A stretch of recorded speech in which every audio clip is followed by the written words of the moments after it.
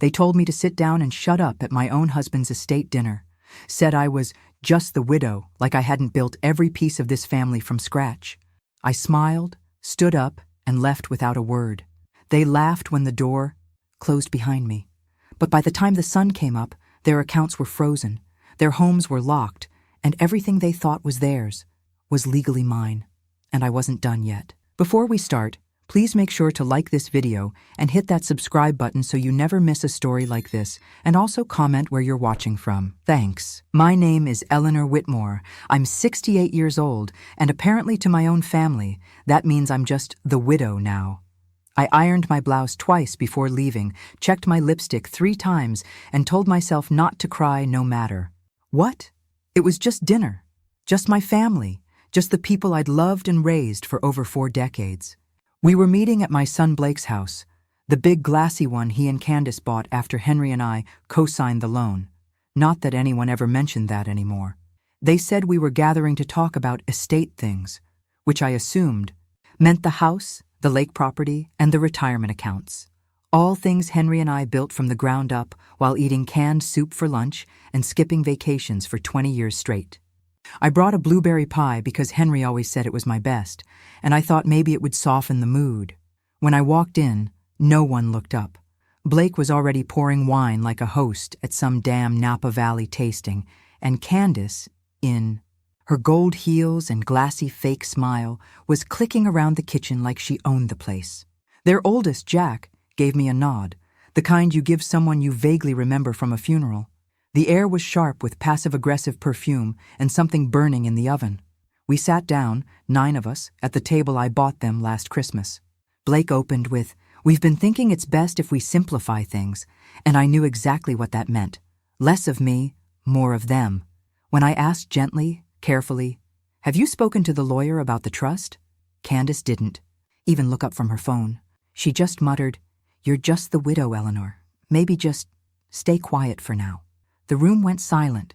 Then Blake chuckled, and so did Trevor, my other son, like it was some sitcom punchline. My hands shook under the table, not because I was weak, but because the weight of that moment hit like a death all over again. Except this time, I was the one being buried. I looked at them all, one by one. Their eyes glazed over like I was a placeholder, not a person. I set my fork down, stood up, and said nothing. I didn't want to give them the satisfaction of tears or speeches. I left the pie on the counter, untouched.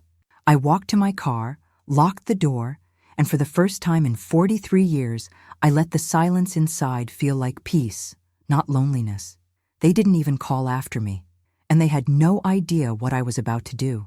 I didn't sleep that night, not even for a minute, just sat in Henry's old brown recliner, wrapped in the same throw blanket we used to argue over on cold nights, the one with the frayed edges and the faint coffee stain he never noticed. The room felt like it was holding its breath, and I just kept playing their words over and over in my head. "You're just the widow. Maybe just stay quiet," like I was some extra in my own family's life. Around 2:30 in the morning, I stood up because I couldn't take the stillness anymore and walked barefoot across the hall to the cabinet we never let the boys touch. We used to call it the no-go drawer, where we kept passports, titles, old wills, tax stuff, and things they didn't need to know about. My hands were cold when I pulled it open. I had no idea what I was looking for, maybe a reminder that I still had a place in this family, that Henry hadn't left me completely defenseless. I pushed aside the familiar papers, the insurance stuff, birth certificates, an old photo of us in Colorado, and that's when I saw it. A thick white envelope wedged in the back, labeled in Henry's handwriting with one word, Eleanor. I stared at it like it might disappear. Henry wasn't the type to leave sentimental notes. He showed love by making sure the tires were rotated and the gutters didn't clog, not through letters. I opened it slowly, my hands already shaking, and inside was a single page of notebook paper and a stack of clipped documents behind it. The letter said, "If you're reading this, something's already gone wrong. I wanted to tell you sooner, but I knew if I did, you'd try to fix it instead of protect yourself. The boys, they're not bad, but they're selfish, and Candace, she's worse.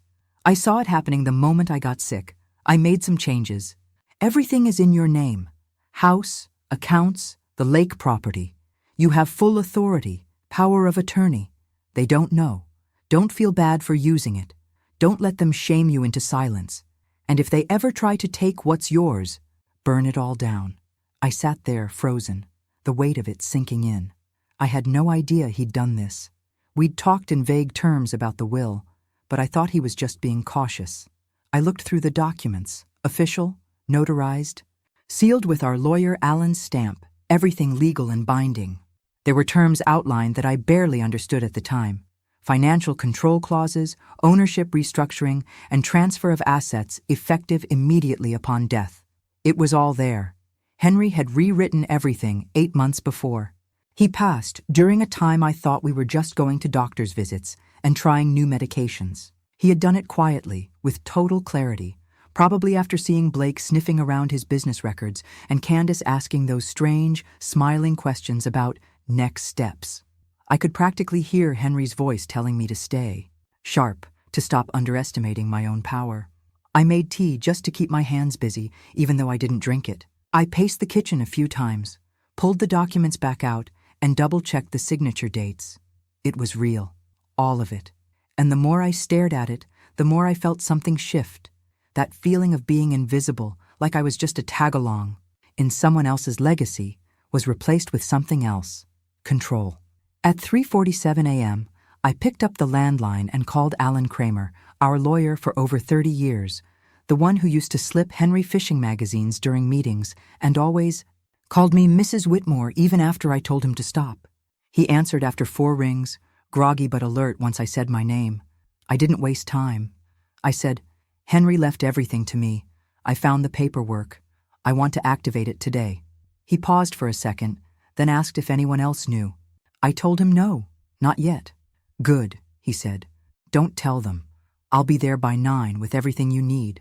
I hung up and just stood in the hallway, staring at the old wedding photo on the wall, us on the courthouse steps, young and scared but completely in sync. I touched the frame and whispered, "I've got it now. You don't have to worry anymore."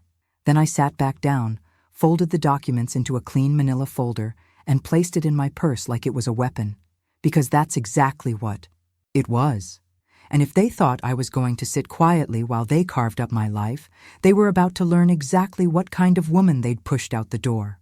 By the time Alan rang the doorbell at 8:57 a.m., I was already dressed, makeup done, hair pinned back the way Henry liked it, with the documents spread across the dining table like a war map, and a notebook filled with questions I'd written in the margins while pacing the night before.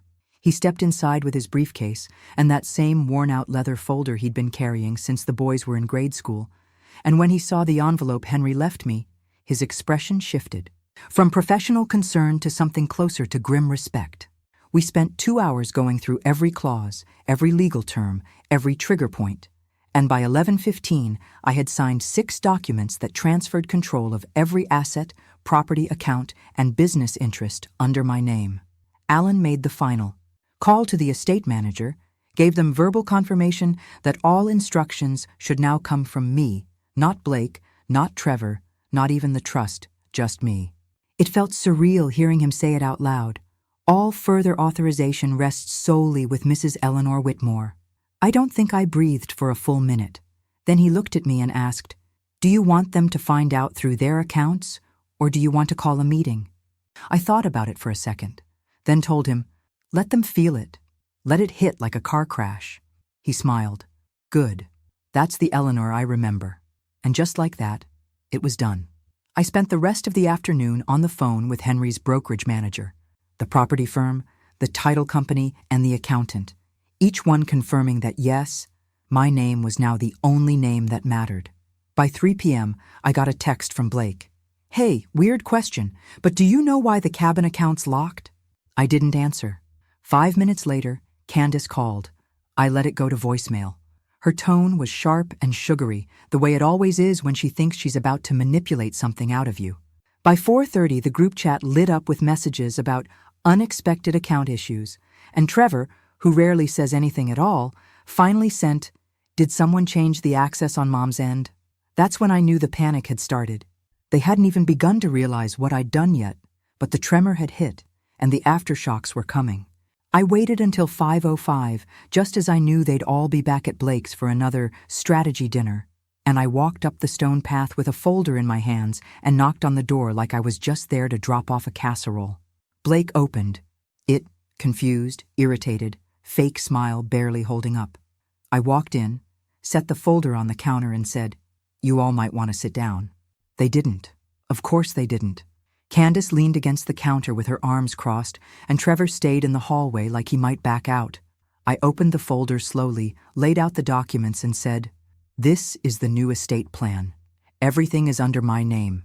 Everything." There was silence. Not the shocked kind, but the arrogant kind. The kind that thinks it's about to outsmart you. Blake snorted and said, "You can't just move money around without the trust's board." I looked him dead in the face and said, "There is no trust board. Henry dissolved it last year. You didn't read the fine print." Candace stepped forward, trying to scan the papers with her two long nails and her too practiced smile, and said, "There's no way this is binding." That's when I handed her the final document, the notarized copy with Alan's signature and date stamp. She froze. I took one slow step back and said, "This isn't a negotiation. This is a notification, and as of this morning, you have no legal claim to any of it." No one moved. No one spoke. It was the first time in years that room had been quiet while I stood in it. I turned to leave, paused at the door and added, "The next time you want to discuss my future, you'll need an appointment." I didn't slam the door, didn't make a speech, didn't cry. I just walked away and left them standing in the house Henry and I paid for, choking on the control they thought they had. The next morning I was making coffee in my kitchen, the old drip machine sputtering like it always does when it's almost done, and I could already feel the tension building before I even checked my phone. 5 missed calls from Blake, 3 from Candace, and 1 from Trevor, who, predictably, had waited until the storm started before poking his head out.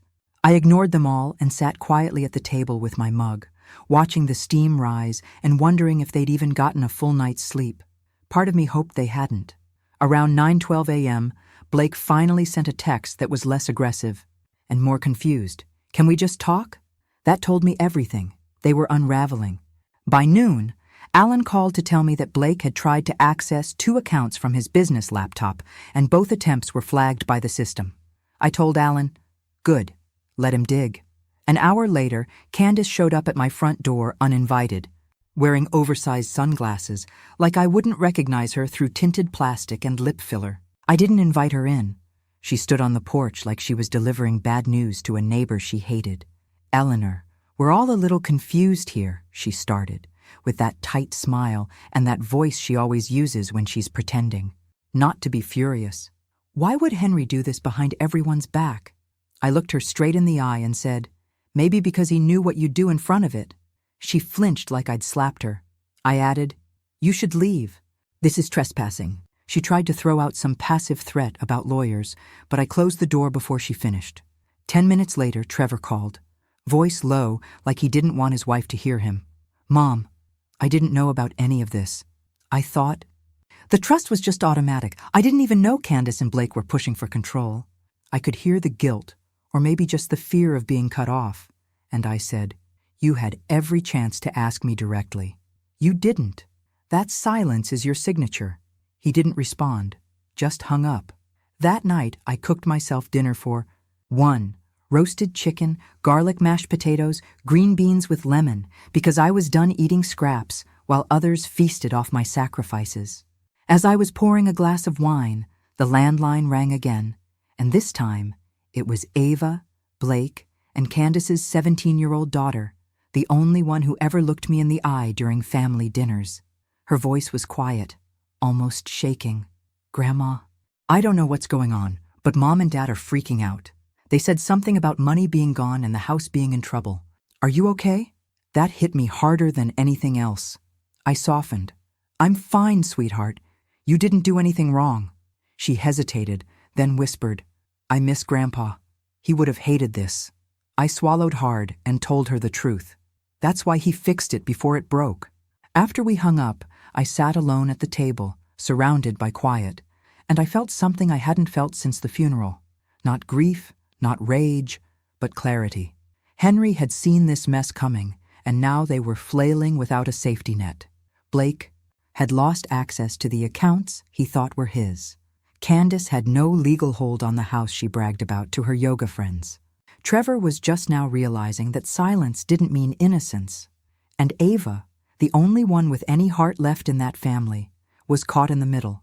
I knew this was only the beginning. People like them don't fold.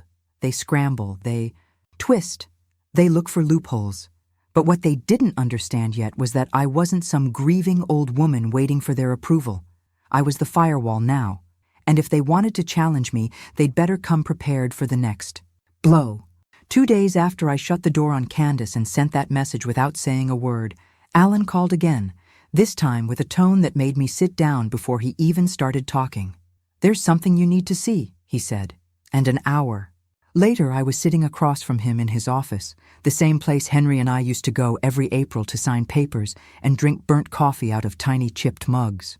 He slid a folder across the desk without saying a word, and when I opened it, I didn't understand at first. Just a bunch of bank statements, account transfers, loan agreements, all with Blake's name on them. "He used your husband's business line of credit as collateral," Alan said finally. $500,000, maybe more, depending on what's still being uncovered. He signed off on them as a partner, but that partnership was dissolved when Henry passed. Which means these were fraudulent. My hands went cold. I flipped through the papers again, slower this time, watching as dates and figures started aligning.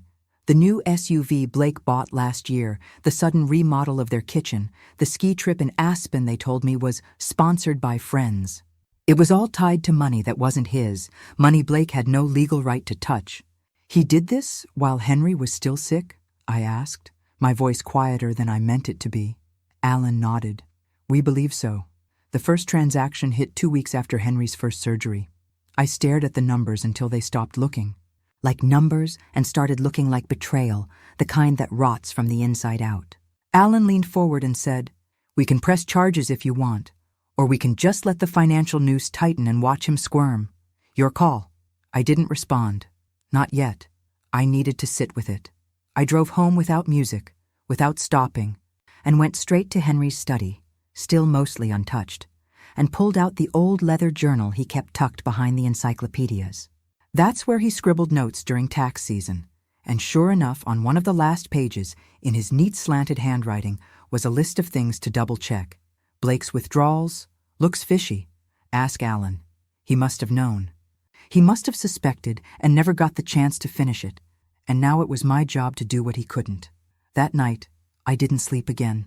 I sat at the kitchen table with the documents spread out in front of me like puzzle pieces and stared at the proof that my son, my flesh and blood, had stolen from us while we were drowning in doctor visits and chemo side effects.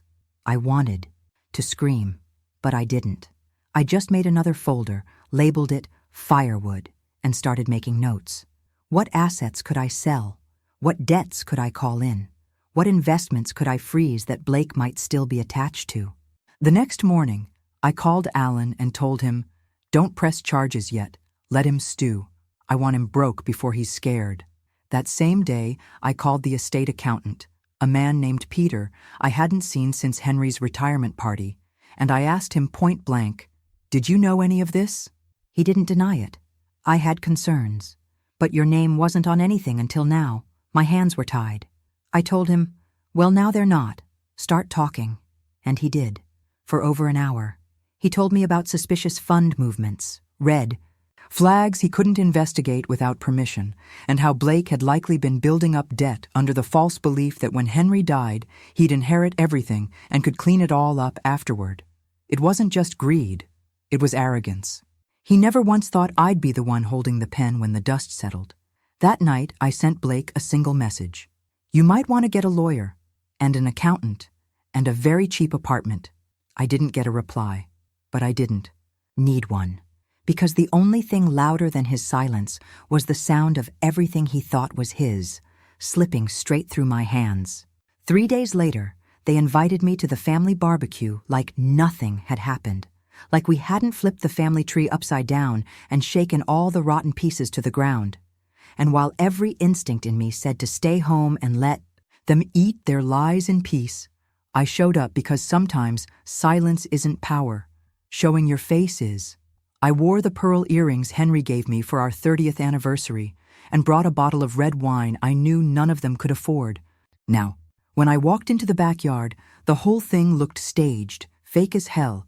Plastic tablecloths, forced smiles, and music just loud enough to avoid real conversation. Candace was wearing white like she was trying to prove something. And Blake was behind the grill pretending to be a provider, flipping burgers like the world wasn't burning under his feet. Trevor nodded at me awkwardly, like he wasn't sure if he should be mad or relieved. I didn't wait long. I walked right up to the picnic table, dropped the firewood folder on it, and said, "We need to talk, now." Candace rolled her eyes. Blake muttered something under his breath, and Trevor reached for a beer like a kid trying to avoid a fight. I opened the folder and laid out the documents, the loan fraud, the forged partnership extension, the fund transfers, everything. "This is what Blake did while your father was dying," I said flatly, without raising my voice, because people don't forget what you say. They remember how calm you were when you said it. Blake barked out a laugh and said, "This is ridiculous. That's not even—" But I cut him off. "It's not a guess. It's notarized, confirmed. And the only reason you're not in jail right now is because I'm giving you one last chance to own it." Candace stepped forward, voice shrill and shaky. "This is a setup. He didn't steal anything. Henry would have told us." I turned to her slowly, eyes level, and said, "Henry saw it. He just didn't trust you to fix it." For the first time, she had nothing to say.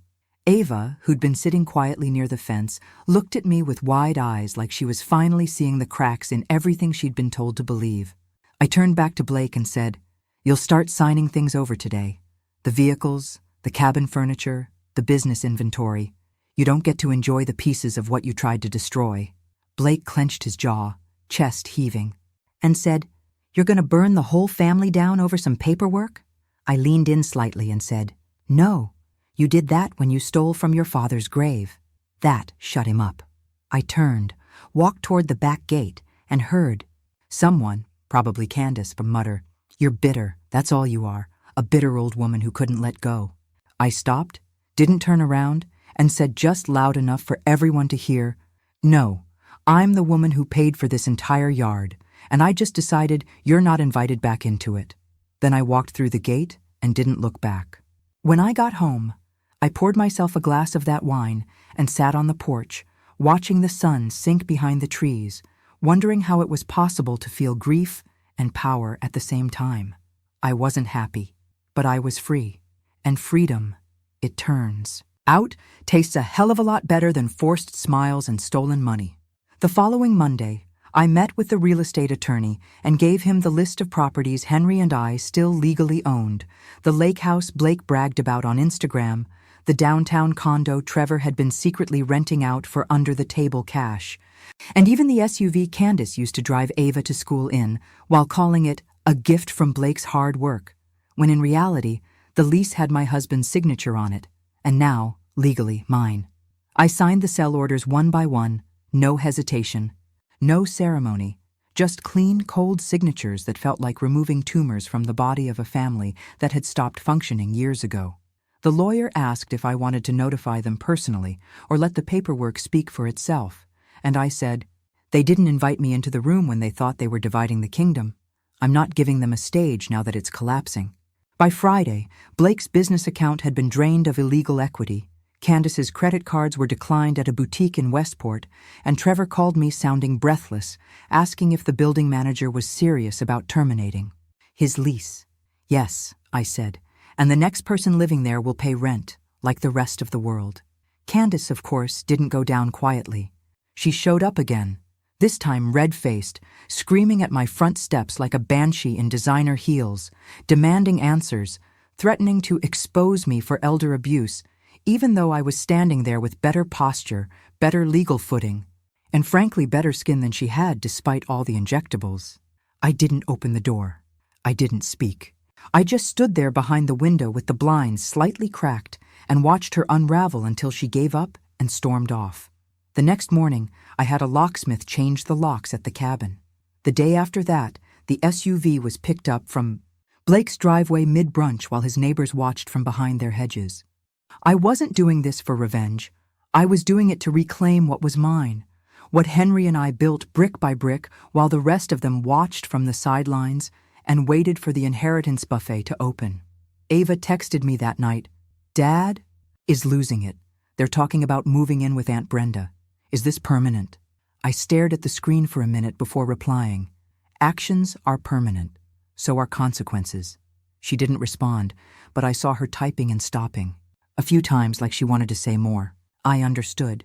She was stuck between the people who raised her and the truth they never wanted her to see. That night, I slept better than I had in months. No dreams, no tossing, just a deep quiet that settled in my bones like peace finally, punching through the noise. When I woke up, I had a new email from the estate's financial advisor confirming that every major asset had been reclaimed, liquidated, or reassigned. The message ended with one sentence I couldn't stop rereading. "You now hold 100% control." And for the first time since Henry died, I actually believed it. I was halfway through my morning toast when the doorbell rang, and before I could even reach the front window to peek, I saw a white envelope slide under the door. No return address, just my name printed in shaky handwriting. At first I thought, it might be from Ava, maybe something handwritten she didn't want to send by text, but when I opened it, what fell out stopped me cold. A copy of a psychiatric recommendation form, unsigned, but marked with an aggressive red highlighter around the words "Capacity Evaluation Recommended." I knew what it was immediately. I'd seen enough of Henry's legal briefs over the years to recognize a setup when I saw one. Someone, and I didn't need a second to guess who, was trying to file paperwork to challenge my control of the estate under the claim that I was mentally unfit. I held the page between my fingers and didn't feel fear, just this cold, slow, burning insult like they'd finally run out of courage and were resorting to cowardice. That afternoon, I drove to Alan's office and dropped the envelope on his desk without a word. He glanced through it, eyebrows lifting slowly, and said, "They actually went this route?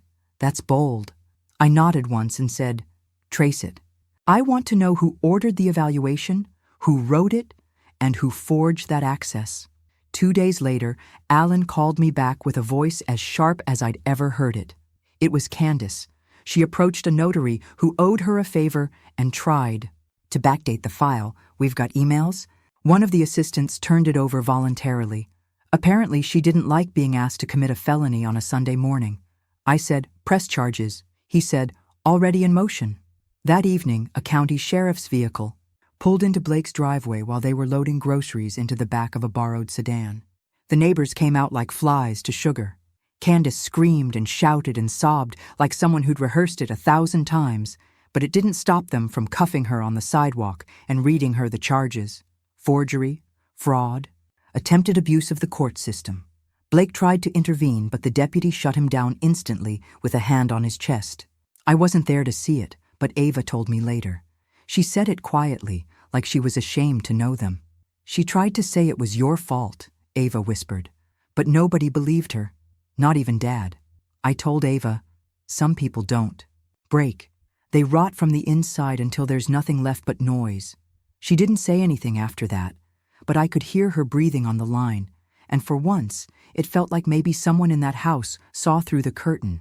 That night, I poured a drink, opened the old photo album Henry used to flip through when he missed the boys, and stared at their toddler faces, not because I missed them, but because I needed to remind myself that I loved them once. You don't do what I did out of hatred. You do it because you were the only one who remembered how much was sacrificed to build it all. And if protecting that meant sending one of them to jail, so be it. Candace had bet everything on the idea that I'd fold, that I'd feel embarrassed, or weak or too old to fight. She didn't realize I stopped being afraid the day they told me to sit quietly like a shadow in a room I paid for. Now I was done being polite, and this time I was going to finish the job. The courthouse hearing for Candace's arraignment was short and brutal, just like the damage she tried to cause, and I didn't even bother attending. Alan sent me a message after with 3 words that said it all. She took a deal. I didn't need details. I knew Candace would never risk trial, not with digital records tied to her personal email and witness statements from the notary's assistant, who gave a sworn deposition in exchange for immunity. The plea bargain meant no jail time, but a permanent record and a fine big enough to rattle their last few months of financial stability. Blake didn't speak to me at all after that, not even to defend her, not even to threaten me. Just radio silence, the kind that lets you know someone's finally realized the ground beneath them is gone. I spent the next week shifting gears. Not out of revenge anymore, but necessity. There were taxes to file, property closures to finalize, and most of all, decisions to make about what this entire fight would mean now that the smoke had cleared. I wasn't going to hold on to every asset like a dragon hoarding gold. That had never been the point. I just wanted what was mine, and what Henry and I built to be protected from rot. So I called Peter, the estate accountant, and told him to transfer ownership of the smaller house outside town, the one with the porch swing and the yellow shutters Henry always said reminded him of his grandma's place, into Ava's name. She didn't ask for it. She didn't expect it. But she was the only one in that whole family who never tried to play me, never looked away when things got hard, and I wanted her to have something that couldn't be twisted or clawed back. She cried when I told her. Not the performative kind either, just soft and shocked, like it broke something loose in her she'd been holding too tightly. "I don't deserve this," she said, and I told her, "You do, because you didn't." Pretend. That same week, I started working with a nonprofit consultant to launch the Henry Whitmore Second Chance Fund, a grant program for widowed women over 60 who'd been pushed aside, shut out of financial decisions, or left holding the scraps after their husbands passed. I didn't want a plaque or a ceremony. I just wanted something that lasted longer than pain.